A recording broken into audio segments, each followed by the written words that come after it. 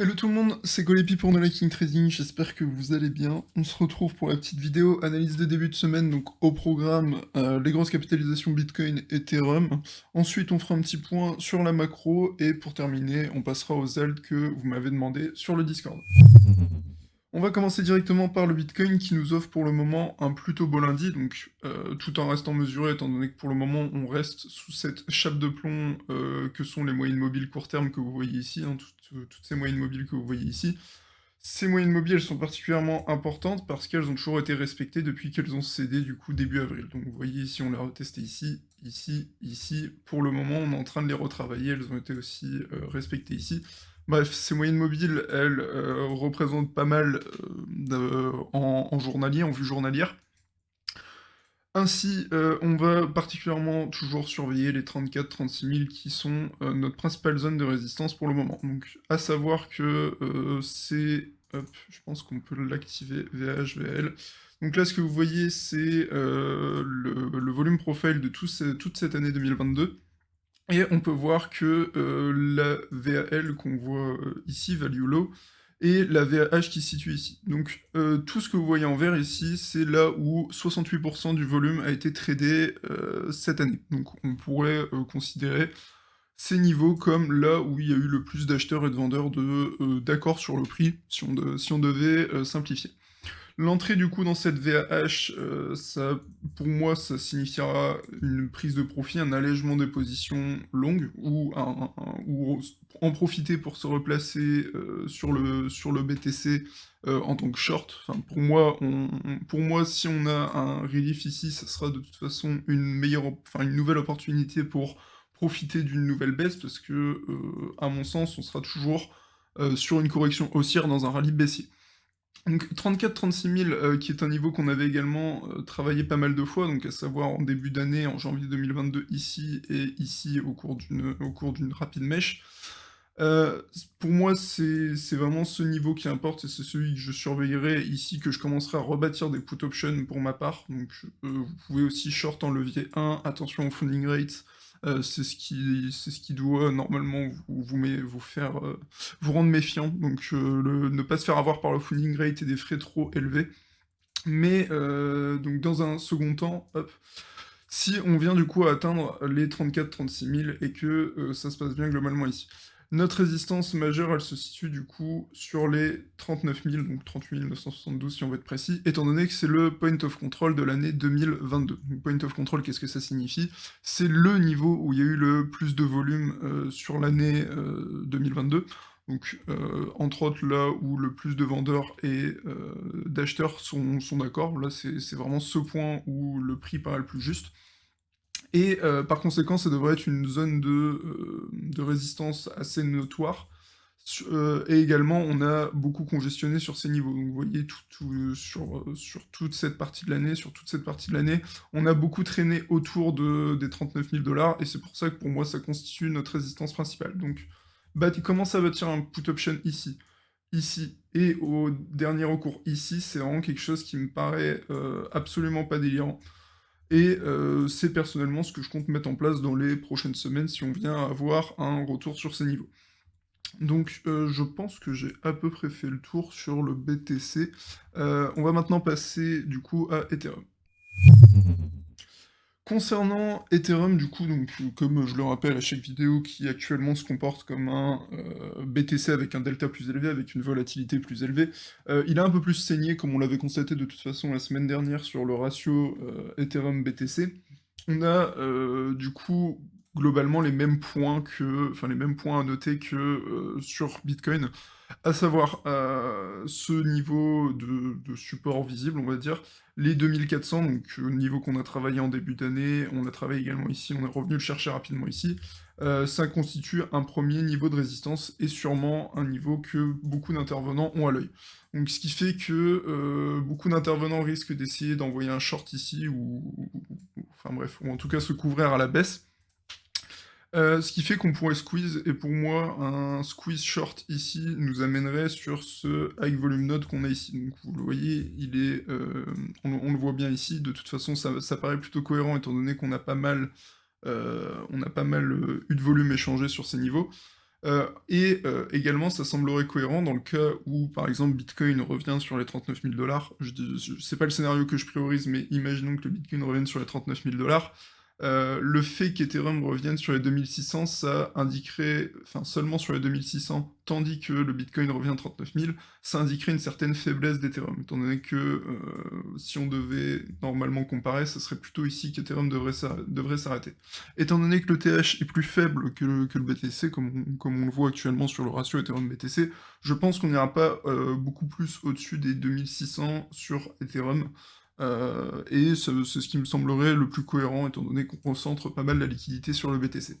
Donc les points clés, on va dire, pour moi, 2400 dans un premier temps et 2600 max, on va dire. À mon sens, c'est le max qu'on puisse atteindre dans les prochaines semaines sur Ethereum. Dans le cas, du coup, donc, vous voyez, si je dézoome, d'un bear market rally. Donc, vous voyez, grosse jambe baissière, retracement ici, grosse jambe baissière, retracement ici ou ici. C'est globalement ce qui me paraît cohérent. Tant qu'on n'a pas un marché plus risk-on qui se profile, on n'a pas de raison d'être over bullish sur le TH et sur les classes d'actifs extrêmement risquées, notamment celles des crypto-monnaies. Donc les 2 points à la hausse sont notés. Pour moi, le point principal à la baisse, ça va être les 1400 qui ont été une zone pivot relativement importante. Donc comme on voit ici, en février 2021, on l'a travaillé longuement en tant que résistance, elle a fini par casser au cours d'une bougie de fort momentum, et on est venu la retester parfaitement avant de entamer du coup cette tendance haussière. Donc c'est le point intéressant si on veut essayer d'attraper le couteau qui tombe sur du plus long terme, ça serait les 1400 à mon sens. On va maintenant passer sur le point macro et on va commencer directement par le SPX. Donc les marchés américains sont fermés aujourd'hui comme je pense que je l'ai dit précédemment. Bref, les marchés américains sont fermés aujourd'hui du coup parce que c'est le Memorial Day. Donc on n'a pas la pression vendeuse habituelle des institutionnels en ces derniers temps. Pour moi, on a des niveaux qui sont assez clairement définis, donc à savoir les 4100 dans un premier temps, qui sont un point pivot. Donc vous voyez, on les a retravaillés ici, on les a longuement travaillés ici, ici, et on est venu ici. Donc les 4100 points sont un niveau important, on va dire qu'on va les considérer comme notre must-hold zone, donc le niveau à tenir. Surtout qu'on a une confluence avec également ces niveaux-là que vous voyez de moyenne mobile court terme, donc qui ont toujours été respectés, hein, depuis, comme sur Bitcoin, qui ont toujours été respectés depuis qu'elles ont cédé. Et actuellement, donc il y a un reverse et on pourrait venir chercher ici, et ça serait du coup notre niveau vraiment à tenir, les 4100 points sur le SPX.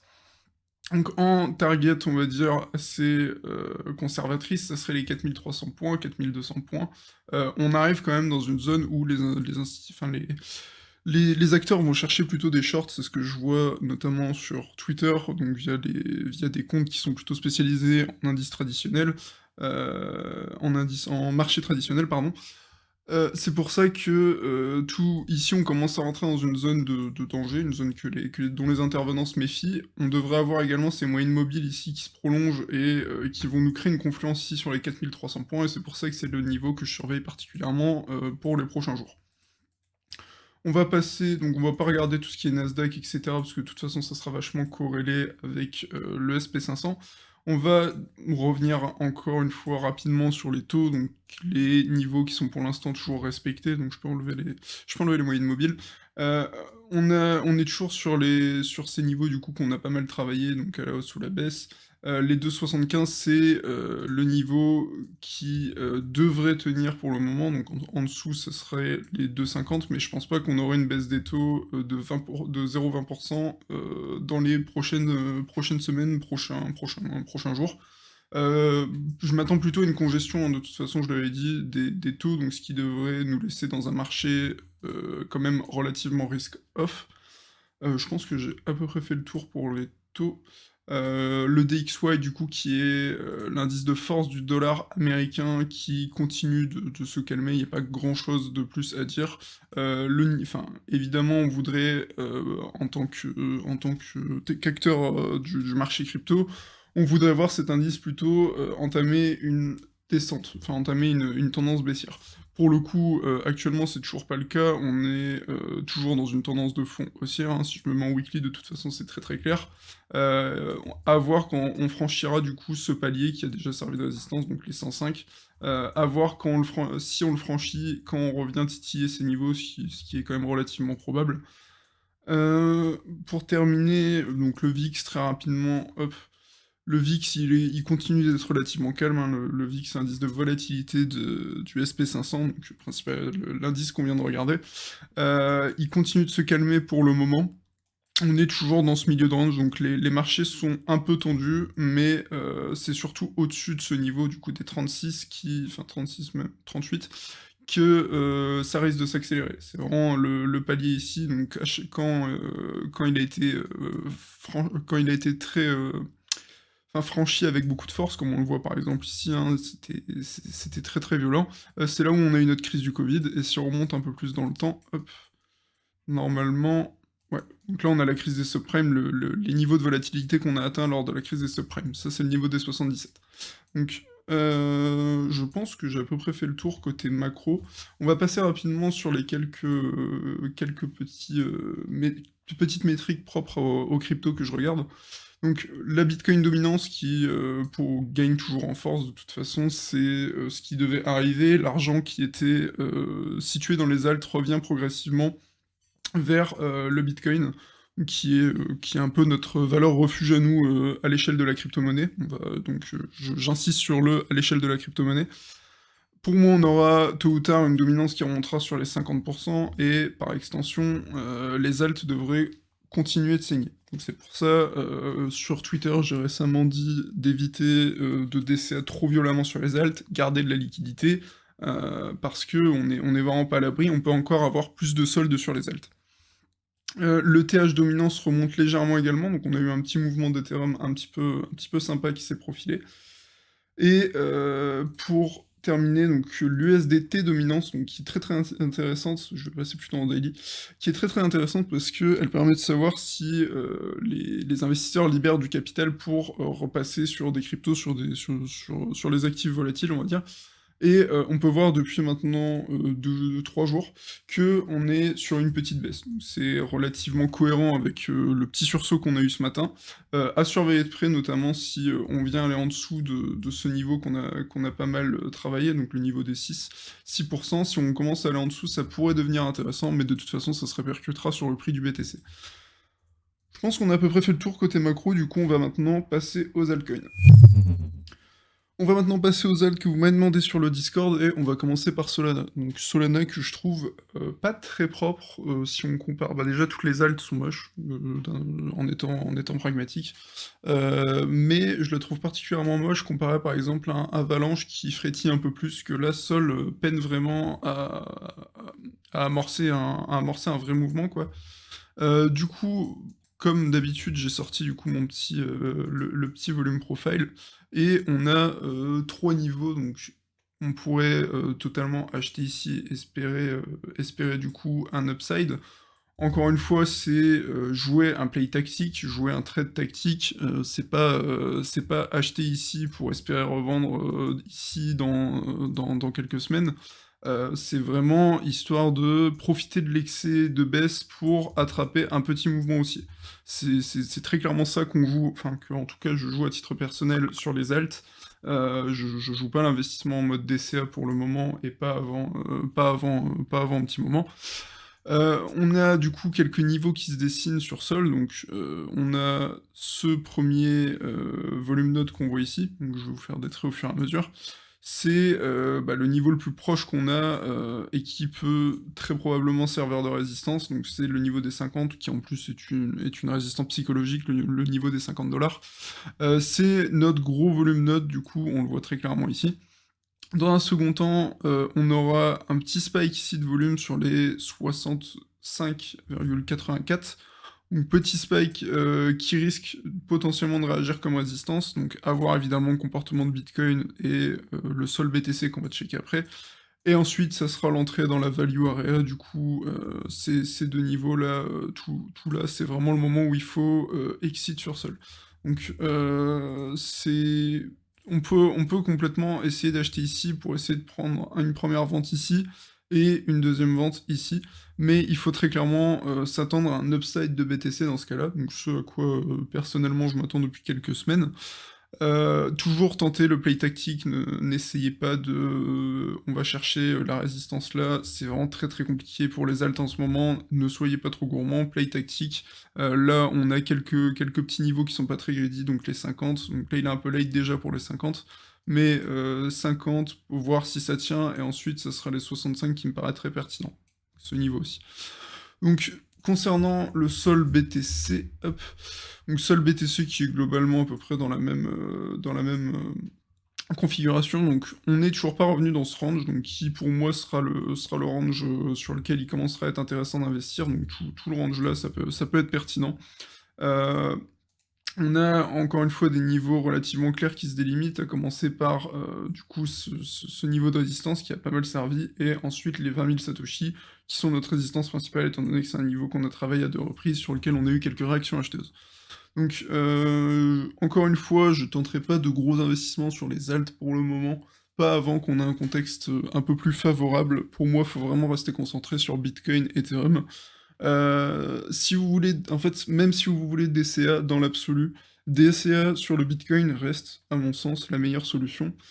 Pourquoi je dis ça? Étant donné que de toute façon, les cycles fonctionnent de sorte à ce que y a de l'argent qui part dans le BTC. Hop, bon, j'ai extrêmement mal écrit. Mais il y a de l'argent qui part dans le BTC, donc BTC qui turbo et qui nous fait un gros upside. Ensuite, cet argent de cet upside, ces profits sont généralement réinvestis dans le TH. Hop.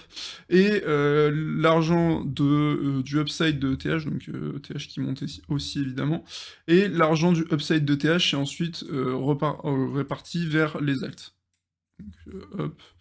Donc c'est pour ça que, hop, pour ça que, à mon sens, on n'a pas trop d'intérêt à DCA une alt à l'aveugle, parce que dans tous les cas, en cas de renouvellement de super cycle, le BTC partira dans un premier temps, donc le ratio, par exemple, Sol BTC va continuer de saigner au début du super cycle, enfin du super cycle, enfin bref, on l'appelle comme ça, mais c'est pas full moon, mais vous voyez où je veux en venir. Si on a l'amorce d'un nouveau gros mouvement haussier, Bitcoin partira très probablement en premier, et du coup, cette paire, donc la paire Sol BTC continuera de saigner. Donc c'est pour ça que je dis on a très peu d'intérêt à DCA dans une tendance baissière, on a pas peu d'intérêt à DCA une alt, dans le sens où mieux vaut DCA Bitcoin qui de toute façon sera plus strong, et on pourra même grappiller quelques pourcents quand on aura un nouveau gros cycle, un nouveau cycle haussier, et que les alts saigneront donc à nouveau sur leur ratio BTC. Donc voilà, ça c'est un peu plus pour la théorie, mais personnellement c'est comme ça que je prends les choses en ce moment. On va poursuivre côté alt sur le EGLD, donc je vous avais dit que ça me semblait pas être une idée complètement conne de bid un peu de GLD ici. Donc ce qui s'est réalisé donc avec évidemment une prise de profit rapide, comme je le recommande de toute façon sur les alts depuis maintenant un petit moment. Là on avait du coup un très très beau trade en ratio 1-1, donc un petit peu moins, mais bon dans l'absolu ça dépend de vos stop loss. En fait, c'est intéressant ce genre de cas parce que si on dézoome, du coup, là je me mets en 3D, si on dézoome, on peut, enfin très clairement, les différents intervenants voient ça, ils se disent ok, on peut pas aller plus bas qu'ici. Donc, ce qui fait que c'était un endroit de max bid, un endroit où on attendait une réaction acheteuse, et bah, évidemment, pour le coup, ça n'a pas manqué, mais surtout, l'avantage de ce genre de cas de figure, c'est qu'on a une invalidation claire. Tout le monde va jeter l'éponge si on va en dessous de la dernière mèche, donc à savoir les 53,90 qui était notre dernier point. Donc votre invalidation à partir de là, elle est relativement claire. Si on clôture daily en dessous du coup des 53,90, vous pouvez sortir du trade. Dans ces cas, dans une large majorité, on aura un très bon ratio risque-gain, donc invalidation claire et stricte, et on peut à ce moment spéculer sur les altcoins, même dans ces périodes de baisse assez douloureuses. Donc les points qui sont pour moi importants n'ont pas changé, donc à savoir les 131 qui reste notre résistance principale, donc pour ça il va nous falloir un sacré upside du BTC, et également, hop, Donc si on veut être un peu plus conservateur, on peut, déjà prendre donc déjà avoir pris des profits si on avait vraiment acheté, sur les bas. Je vous recommande déjà de prendre des profits, mais on peut, également en prendre ici sur le haut de cette mèche, enfin bref, de tant que ça monte, accompagner cette montée et quitte à ce qui si vous voyez que, la tendance haussière perdure, donc là vous voyez on a eu une extrême bougie haussière. Si vous voyez que, donc là on peut dire on a un point ici, donc on a travaillé ce point à la baisse, OK, hop. Je me mets en 4 heures, je vois une confluence, du coup, point horizontal qu'on a touché avec, les moyennes mobiles court terme que vous voyez ici. Si vous voyez que donc là, imaginons, vous prenez déjà des profits, hein, vous avez acheté, sur tous ces niveaux, sur tout cet escalier. Vous avez acheté ici, vous prenez déjà des profits ici, vous attendez de voir la réaction sur ces niveaux et si vous avez pris des profits ici, bah, et que vous voyez que ce niveau tient, donc le niveau des 78 en l'occurrence, vous profitez de cette prise de profit ici pour les réinjecter sur ce niveau, quand on repart un petit peu. Donc là, vous voyez qu'il y a une réaction acheteuse ici, une belle bougie H4 qui a clôturé, vous en profitez pour, réinvestir les profits que vous avez pris ici, vous les réinvestissez ici et vous accompagnez la prochaine jambe de hausse.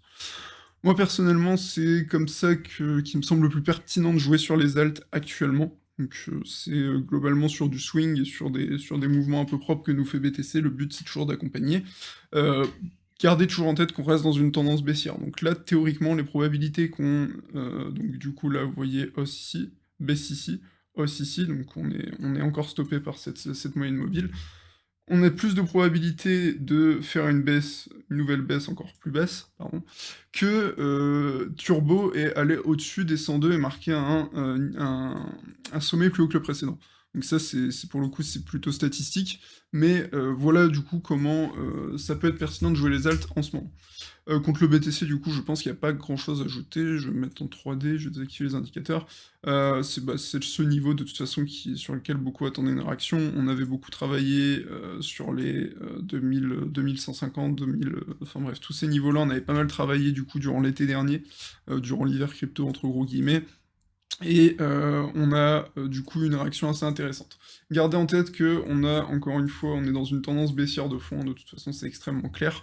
Ne soyez pas trop gourmands, notamment sur les alts, on est sur des actifs, extrêmement volatiles et le marché est là pour vous rappeler qu'elles peuvent aller toujours plus bas. Donc voilà pour aujourd'hui l'équipe, j'espère que ça vous aura aidé, j'espère que ça vous aura plu. Si c'est le cas, comme d'habitude, n'oubliez pas le pouce bleu, l'abonnement, c'est hyper important pour nous soutenir. Je vous invite également à rejoindre le Discord de la King Trading et à y poser vos questions au besoin, n'hésitez pas à vous mentionner, je réponds à tout le monde, il n'y a aucun problème avec ça. Et pour terminer, notre partenaire officiel pour trader les crypto-monnaies, c'est Bybit, et vous trouverez un lien de parrainage dans la description. Sur ce, je vous souhaite à tous une très bonne semaine et surtout un bon trading. Salut!